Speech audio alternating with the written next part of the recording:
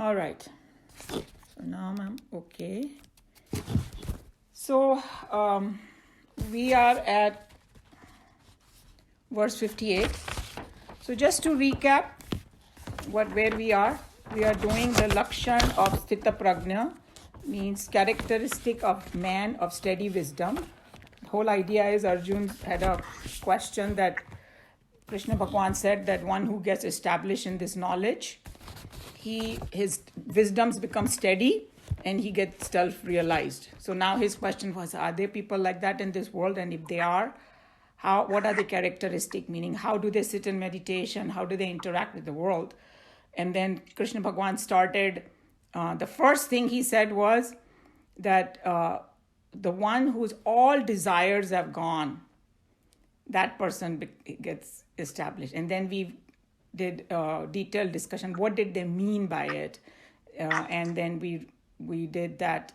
Once you know that Brahman is everything, you don't crave for anything. The cravings are gone, actually. That's what it is. Like we should not mix this with the everyday things that we have to do. That's not what he means. Clinging, desire, cravings, and those kind of things are gone. He still transacts with the world. And then the next one was the last one that we did.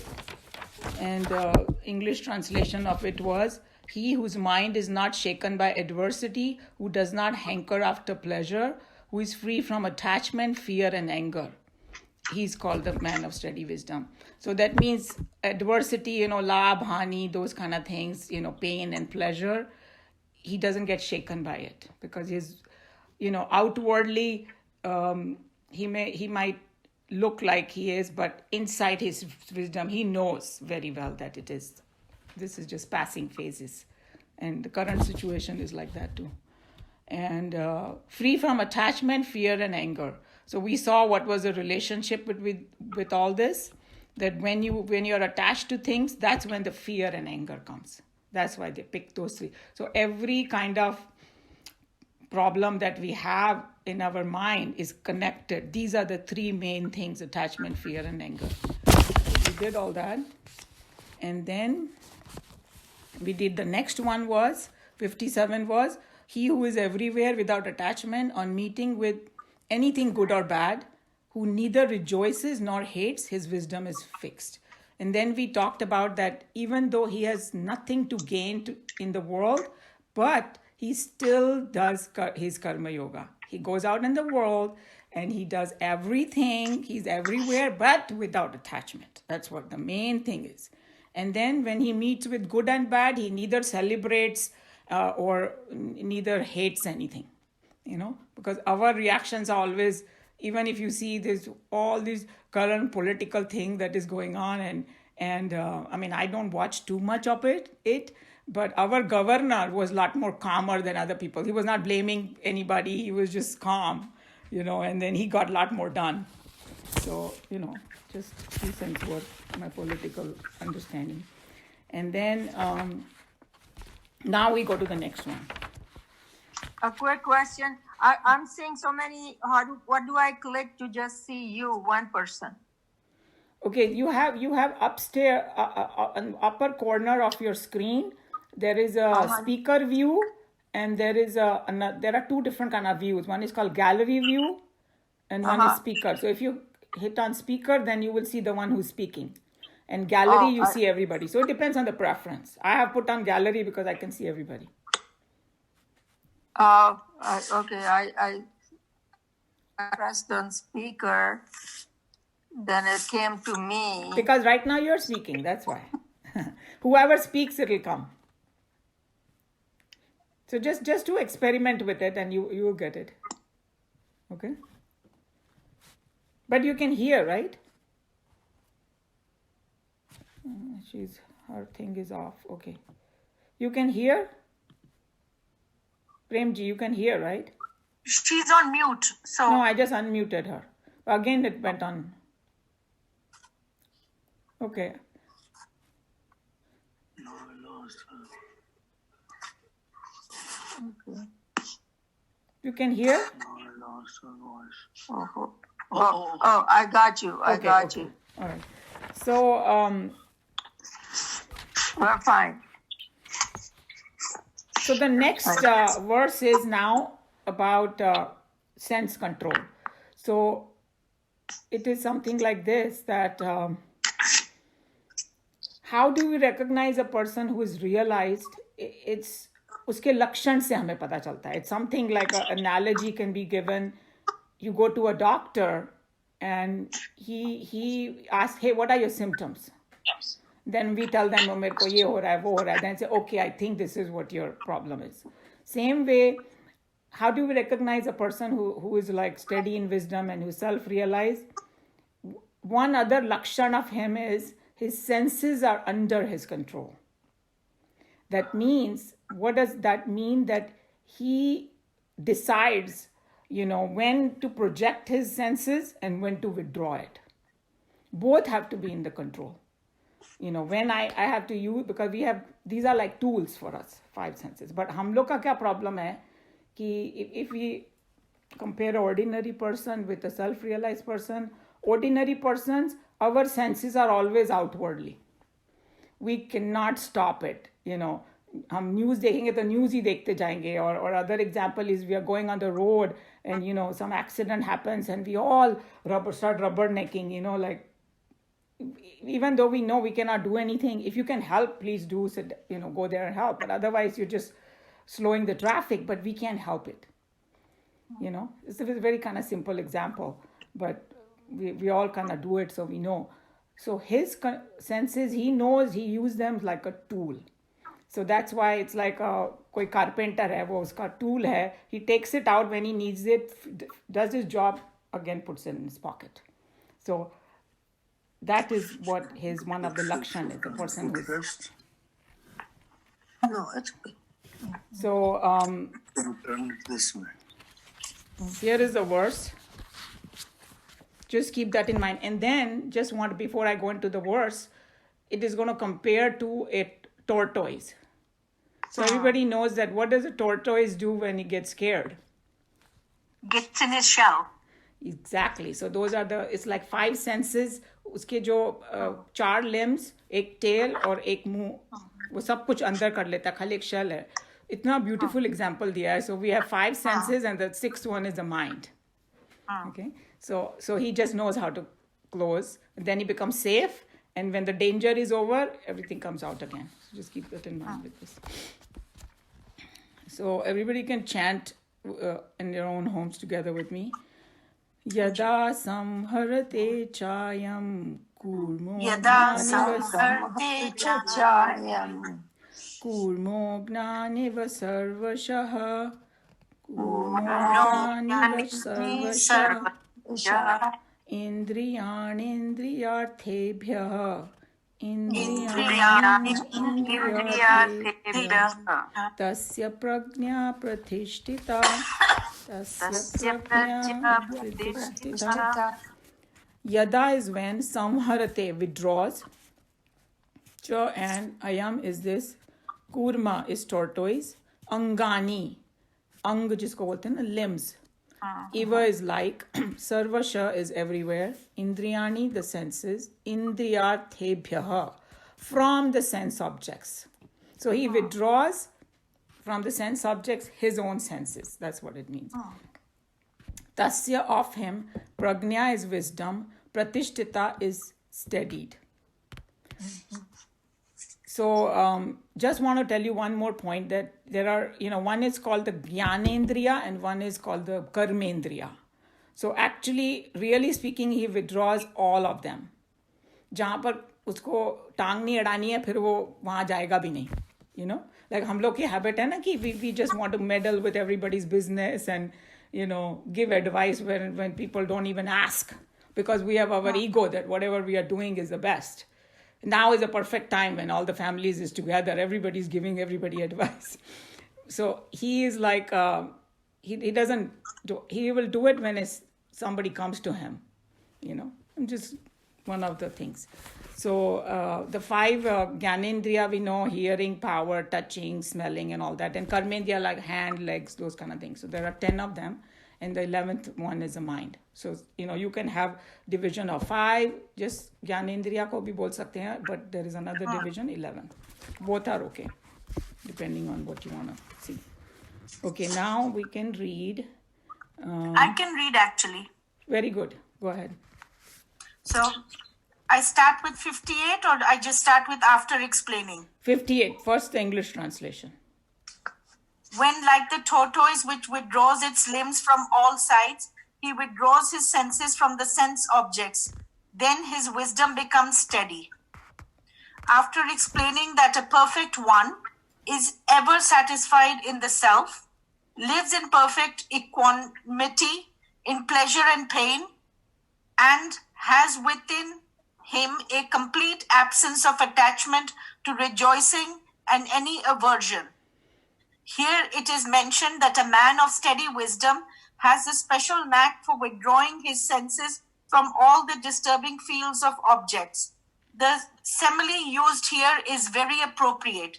Just as a tortoise can, even at the most distant suggestions of danger, instinctively withdraw all its limbs into itself and feel safe within. A man of perfection can consciously withdraw all his antennae that peep out through his 5 arches of knowledge called the sense organs of perception. Okay, so this is what I already explained, and so that's, anybody has a question on this part? No. No? Okay. So, Kamala ji, you have a question on this part? No. Okay. So now he's going to, the next paragraph, he's going to explain the theory of perception in Vedanta. That, basically what it is that now that we are studying consciousness and all that it is a consciousness, he's going to say, it goes through our system and then we perceive things. So it's one consciousness going through 5 different systems. That's all it is. And the example he gives is very beautiful, and you will see, he will give the example of electricity. Electricity is one. Everybody agrees? There is no separate like Indian electricity, Chinese electricity, or American. Electricity at its core is exactly the same. But if it goes to 5 different equipments, each one behaves differently depending on the instrument. So if the electricity goes through, a fan, it will give cool air. If it goes through heater, it will get hot air. Refrigerator and, computer, it does sophisticated things computer can do. But without electricity, computer is nothing. So same way, the consciousness is going through all these equipments of us, seeing, hearing, smelling, and then when it goes, the analogy is that as though it goes out and it comes back and takes the shape of that thing in our mind. That's how we see it. We know that वो चीज़ अपने दिमाग में नहीं घुसी है, उसका image घुसा है हमारे दिमाग में, So this is a pure science here.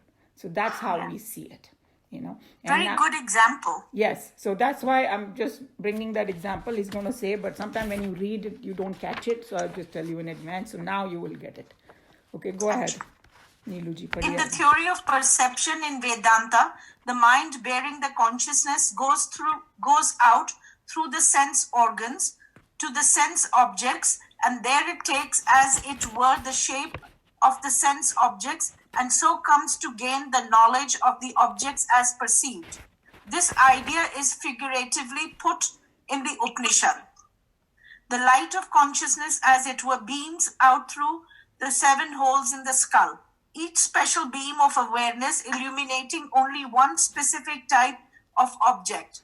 Thus, the light that passes through the eyes is capable of illuminating only the forms and colors, while that which emerges through the ears illumines sounds.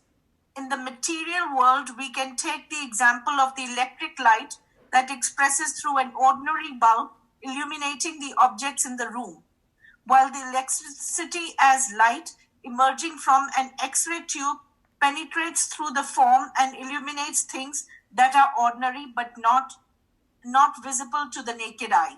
So he's just telling you about 2 different ways also, light.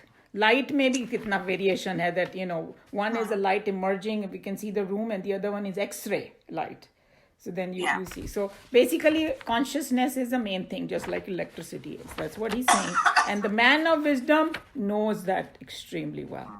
And so now very you good see. examples. Yes, yeah. Very easy to follow examples. Yes. So now you see that suppose I have to find out in myself what is my weakness, and if I stop it right at the base of it, then I'm not going to have a problem. And this was one very nice drishtant that I heard. So it seems that there was a race among these frogs. They had to go from they had to climb a mountain. So they were climbing a mountain, and there was पीछे बड़ा crowd था, and they were trying to cheer them or actually pull them down literally, like by saying, hey, you're not going to make it, this and that. So when you constantly hear these things, oh, you are like this, you're not going to make it, this is a useless, and most of them started coming down. One fellow kept going, and he reached up. So then when he reached up, that जब उसका interview लिया गया कि भाई what happened? How did everybody else dropped out and you reached up? Then they found out he was deaf. So that means he was not listening to any of the negative thing. That's why he reached there. So I thought that was a very good example here. Ki if one of the senses are bothering you too much, temporarily shut it off. And I think in today's world, the best part is, hey, about the news. If you constantly hear the news, you feel the world is coming to an end. Politics is going down the drain. Everybody just like doomed. So, we can just hear it once or twice and then reflect upon other positive things. That's how you can keep your sanity in today's world. So that is pretty relevant about the senses. So this man of wisdom, he has a control over his senses. When he realizes some danger, he will shut it off. Okay. आगे. हाँ जी, पढ़ूं आगे? Thus, within each individual, 5 distinct beams of the same awareness protrude like antenna and give him complete knowledge of the eternal world. External These world. 5 external. I beg your pardon. Yeah. I beg your pardon. Because remember meaning ही बदल दिया. 5 senses, they give us the knowledge of external world. Yes. These 5 avenues of knowledge bring to him the innumerable stimuli from the outer world, which upon reaching the mind provide all the disturbances that man feels in his life of contacts with the outer world. If I am blind, the beauty that is passing by cannot disturb my mind. If I am deaf, I cannot overhear criticism against myself, and naturally it cannot reach me to agitate my bosom. The untasted, the unsmelled, or the unfelt sense objects can never bring forth any pang of sorrow into the bosom. You see that? Everybody understood that, right? Yes. That our disturbance is because of our sense organs. Yeah.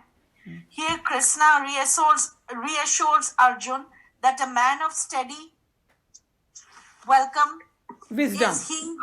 Steady wisdom. The man of steady wisdom is he who has this ready capacity to fold back his senses from any or all the fields of their activities.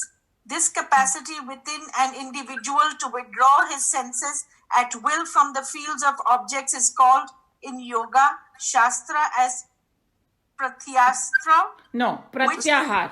Anybody who has heard this word pratyahar in yoga shastra? Pratyahar. So Yes. yeah, because those 8 limbs of yoga, उसमें pratyahar आता है. Yam, niyam, pratyahar is number 3. So pratyahar is withdrawal of senses from the world. So this is an early. एक time ऐसा आएगा कि you probably जैसे when he gets totally established, it doesn't bother him.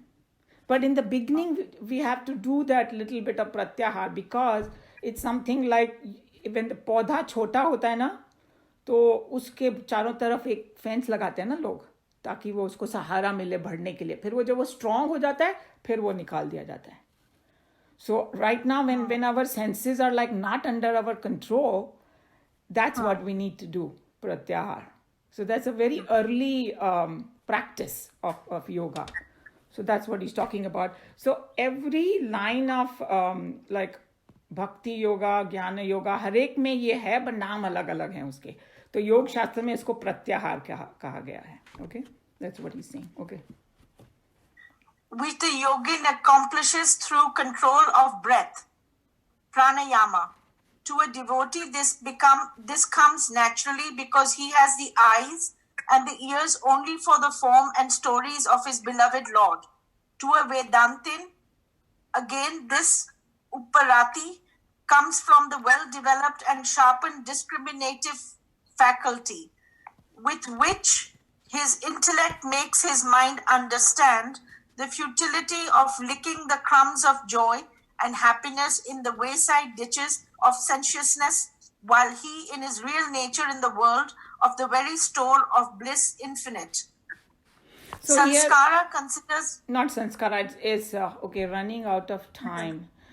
I don't know if they will let me do this. Okay, I got a message. This meeting will end in 10 minutes. Upgrade now. So we're going to see. Last time they let it go. Suppose if it goes off. Kamlaji, you said you have you can start a meeting? I have the ID, but I don't know how to add everybody there. No, you don't. What you have to do, once you start the meeting, it gives you a link. And then you have to send the link from WhatsApp, and we all click on that link. That's how it's going to work. Okay. So you try it. What I'll do is, suppose if they end this one, you try it and I will walk you through, and then everybody just within 10-15 minutes we can reassemble. Okay. Okay, just in case. I don't know. Yeah. Mm-hmm. Otherwise, I will look into how to upgrade. I think there's some kind of monthly cost and all, and I'll just do it. It's not a big deal. Maybe one question. Yeah. This meeting is terminated. Then in about 2-3 minutes, we click on your link again. Wouldn't we be back on another meeting with you? Then I'll have to start it, but it may or may not let me. If it let me start, I can try it. Or I can even start a new meeting. I'm not sure. We are all new at this, so it is something that we have to learn. But we can do it. In case nothing works, then I have the backup. Okay. Actually, I could try, and I could get you all if on the same link. I could send you a link on WhatsApp as soon as I get it started. I don't have any time limit to my meetings, so. Okay, so then maybe since Meeraji has does it, then maybe let her do it. Yeah. Okay. In case this ends, then Meeraji, you take the charge. Okay.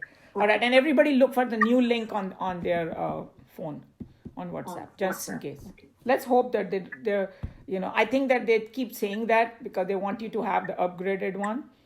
Maybe that's why. I don't know. We'll see. Depends on Krishna. If he wants us to reassemble, we will. All right. So what they're trying to say over here is sense control is an absolute necessity. Because in every path, whether it's bhakti yoga, it's jnana yoga, or it is karma yoga, or it is yoga. Yoga means jo 8 limbs of yoga. Through yoga, you can go up doing pranayam and all that. He's saying pranayam karne se bhi sense control hota hai. Okay? So we can do a combination of things. And then he's telling you how it happens. So pranayam se, breath control se, your senses become more under your control. Because remember, breath को भी control करना एक art है, right? उससे भी शक्ति मिलती है. If I can control my breath, that means I have a control over my body. That's why I can control the senses. Okay? So और जब भक्ति योग में क्या होता है?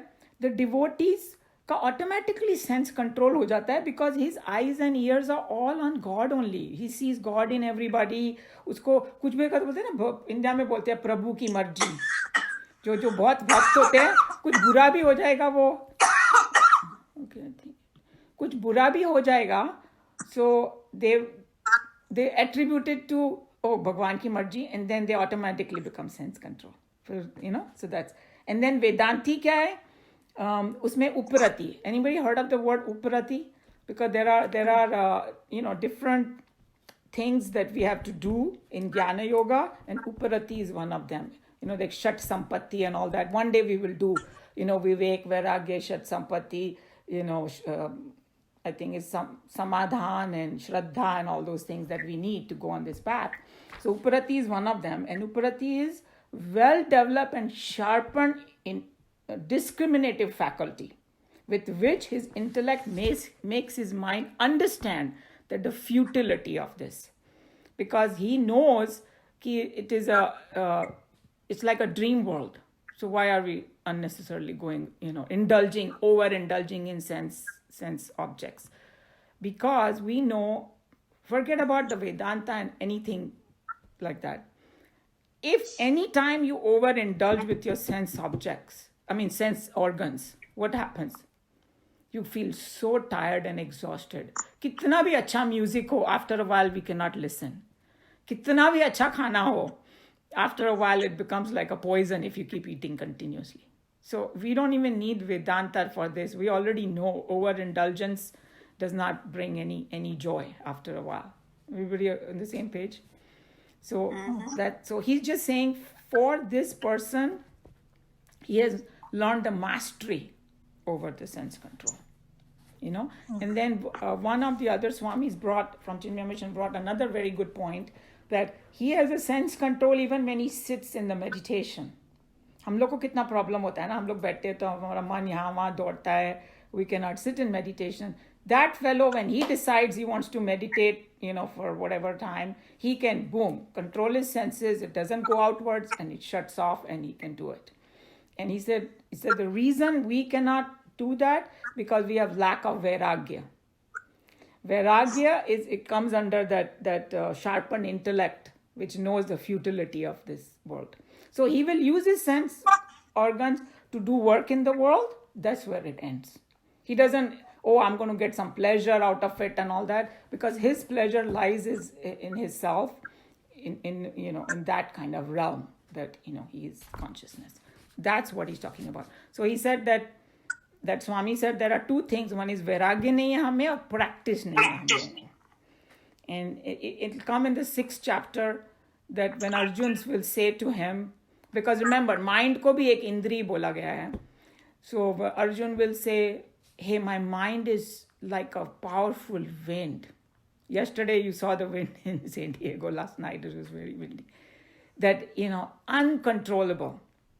So then how do I do this, And Krishna Bhagavan said, yes, I agree with you. So Krishna Bhagavan did not deny that mind is very powerful and it can just go here and there. But he also gave the two remedies, vairagya and practice, he said. And vairagya comes with understanding, and practice is, okay, jata hai to वापस लेके आओ उसको, वापस लेके आओ. That's called practice. It's like किसी ने बोला कि it's like developing the muscle of the mind. We go in the gym to make our muscle strong. This is making the muscle strong of the mind. So ऐसे ही नहीं आ जाएगा. खाली ऐसे meditation में बैठने से नहीं आएगा. You have to contemplate. You have to think, and you have to make slowly. And don't beat yourself down. If it is happening, it's okay. Just like when we learn riding a bike, we fall so many times, but in the end, if you keep at it, you'll get better. That's how it is, he says. So I thought those were very good tips that he gave about this. Okay. So any other question on this topic over here? In the last two paragraphs, small paragraphs, you can finish. Neeluji. Ready? Unmute, huh? Sankara considers the following stanza as an answer which the Lord gives to a possible doubt in Arjun's mind. Okay, Shankara is Shankaracharya ji. Everybody's heard of Shankaracharya ji, right? He's the one.